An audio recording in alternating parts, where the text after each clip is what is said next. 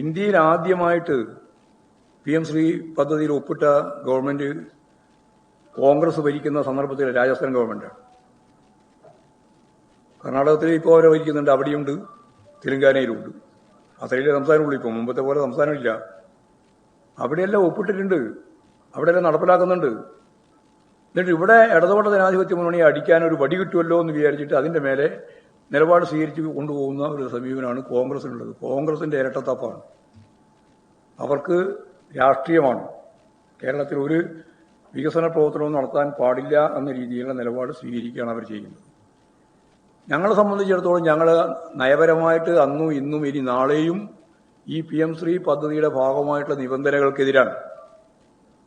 എന്നാൽ ഞാൻ നേരത്തെ പറഞ്ഞതുപോലെ എല്ലാ മേഖലയിലും ഗവൺമെന്റ് കേരളത്തിന് നൽകേണ്ടുന്ന പണം തരാതിരിക്കുന്നു.